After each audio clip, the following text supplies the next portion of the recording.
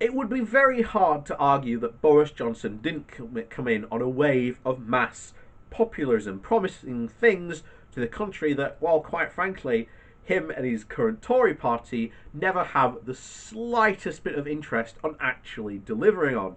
And now, of all things, as I have said very recently, and I will publicly state this again, I don't think Boris Johnson is going to survive this year.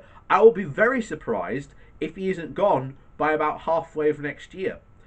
His absolute bungling of not only the coronavirus, but the coming economic disaster that is going to be the no deal Brexit, because, well, quite frankly, everything that this government seems to be doing seems to be driving towards that fact. In fact, I'd just be more happy, to be honest, if they just dropped the pretense of having these negotiations and just went for a no-deal Brexit. At least they'd be more honest in that fact. The reason why they are doing these negotiations is because they want someone to blame and they want to try and scapegoat the EU.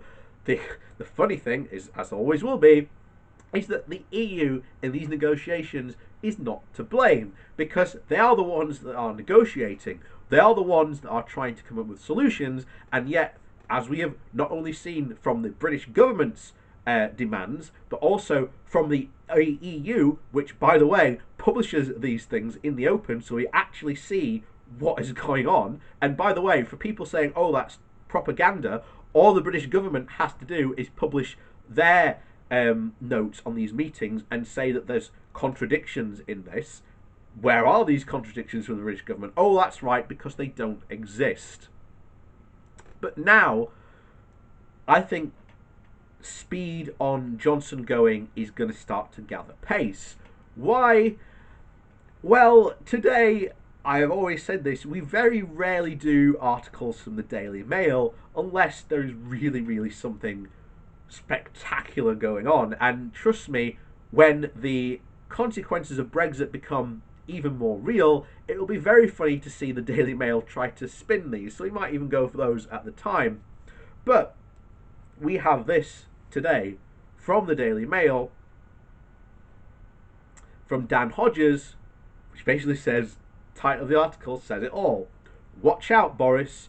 Some Tory MPs are starting to think the unthinkable. I've already had 2 people come up to me today and separately say, I think Boris may have to go. One Tory MP told me last week. There's no way you could be... Oh, Christ, bike. Sorry, the Daily Mail. Daily Mail is terrible for its ad on this. This one of the reasons why we don't cover it, because it's awful on the phones. There is no way you would have been hearing that even last month. It's just one sign that some Conservative politicians are starting to think the unthinkable. In another exchange, a minister said, it's all going for a ball of chalk.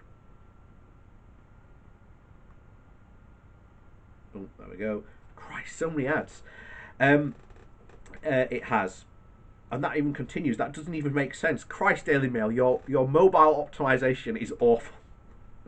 Here we are, yes. So the own goal conceded when Marius Redford interfered over free school meals. Chaos over schools, dither and drift over social distancing.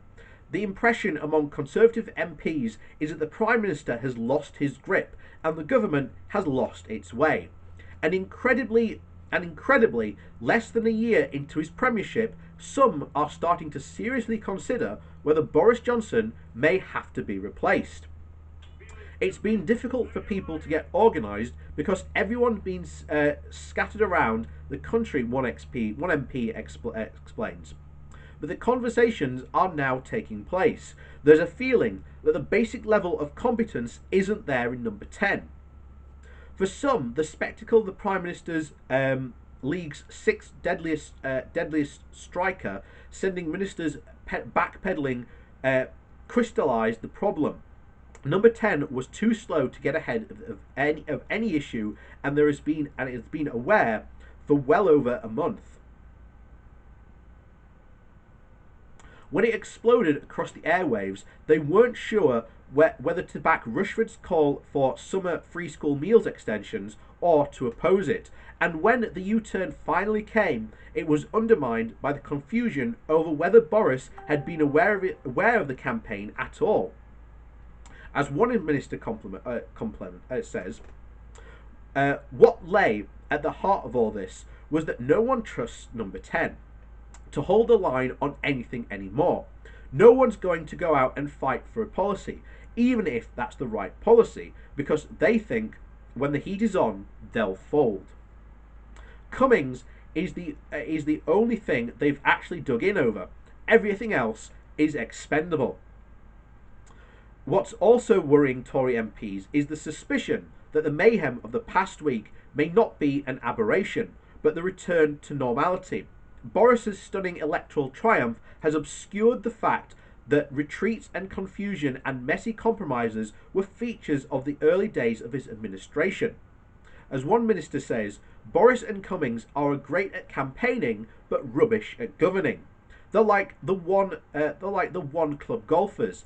Everything has to be framed as part of the culture war. Another believes there's a problem with just how effective his inner circle are at keeping Boris up to speed with events and issues that are unfolding. There are a number of times that I've been in meetings with him, and I've been surprised at the way he didn't seem to have a feel for what was driving the agenda. Not so much as a lack of a grasp for detail, but more of in a way of the issues actually playing out.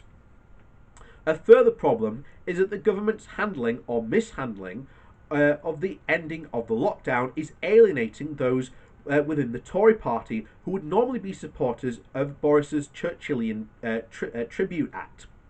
If you look at where the lot of the anger is coming from, it's from the right of the party, said one minister. Being seen to surrender to the teaching unions, faffing around going to 1 metre distancing is infuriating the sorts of people Boris thought he could rely on. Some of it is just another emotional spasm from the party that long ago lost its ability to maintain a stiff upper lip in the face of adversity. We're not a happy government, one minister observed, which is particularly disappointing given that it comes hard on the heels of Theresa's unhappy government. Despite continuing question marks over his health, it is also clear Boris's bout of coronavirus has completely blunted his flair for political showmanship. On Wednesday, he enjoyed the most effective PMQ's performance since the election, skillfully turning the tails on Keir Starmer over Labour's stance on reopening classrooms. It wasn't very that, but it's the Daily Mail. And one senior told me, when the coronavirus is under control, the main issue is going to be the economy. And Boris's energy and enthusiasm could be just what's needed to lift people's spirits as we emerge from recession. No, what we don't need a cheerleader. What we need are policies. But yeah, that's just the Conservative Party thinking, and it's shocking, really. But there you go. That's the current government. But there is also no doubt that if he is to get to grip of the skittish, that is to get a grip of the skittish party that he's in control of, Boris is going to need to reassert himself. And to do that, he needs to refocus on the issues that really matter. In particular, he should be concentrating on the following 3 key priorities: getting Britain out of lockdown, getting Britain out of lockdown, and getting Britain out of lockdown. On Monday, Britain's high streets reopened for the first time in 3 months, and Boris chose to mark the moment with a writing article about statues. When he and his ministers should have been channeling all their energies in getting the nation back to work, he instead dedicated himself to spend a couple of hours in the House of Commons announcing the merger of the Foreign Office and the Department for International Development. In a week when British scientists made the first major breakthrough in defeating COVID-19, Number 10 thought this was a moment to announce that they had to spend £900,000 on painting a Union Jack on the Prime Minister's plane. As one senior Tory told me, experienced MPs from all wings of the party are worried about Number 10's bunker being out of touch. And the blue collar one and the One Nation Tories are all worried by the lack and feel for bread and butter doorstep issues.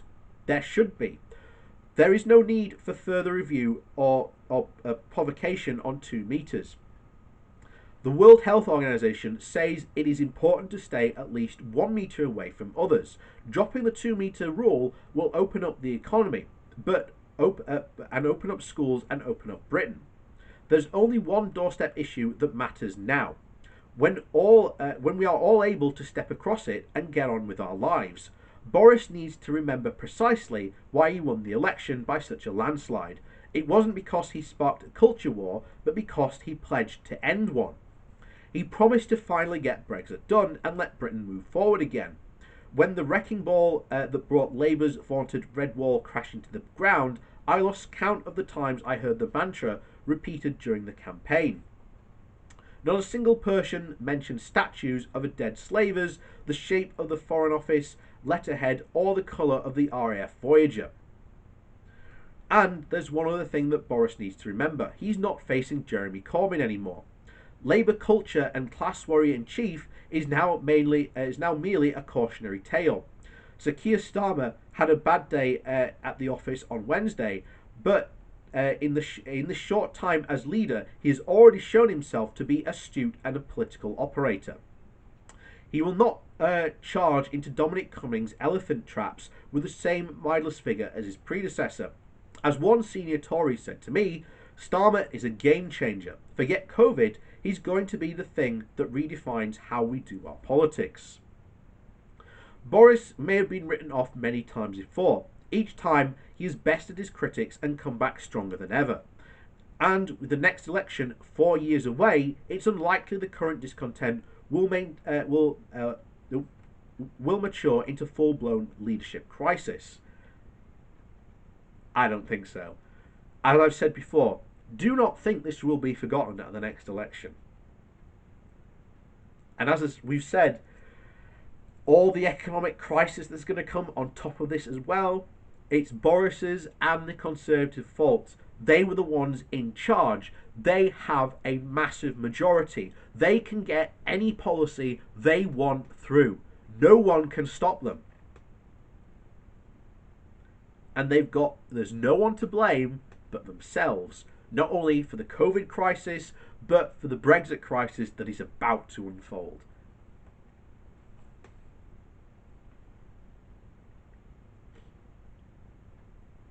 But some Conservative MPs don't think that necessarily means that Boris is in it for the long haul.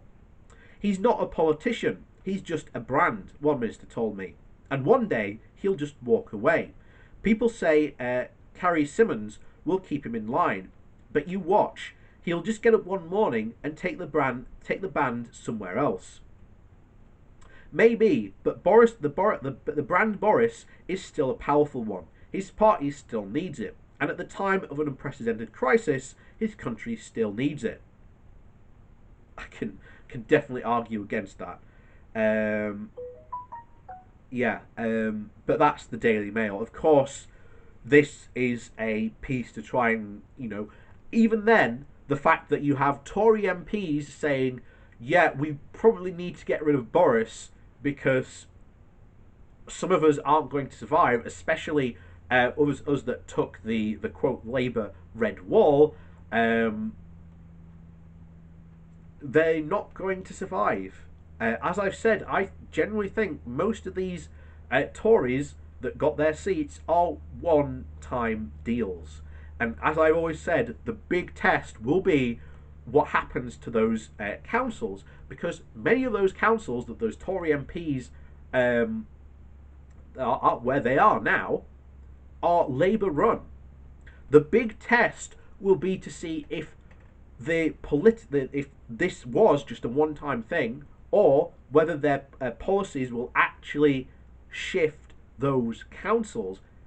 At the moment, there has been no sign. And if you've followed anything that has been going on in Wakefield, which has been very interesting indeed, I don't think that the guy who came into Wakefield will be around after the next election. But there you go. So, we'll see you soon.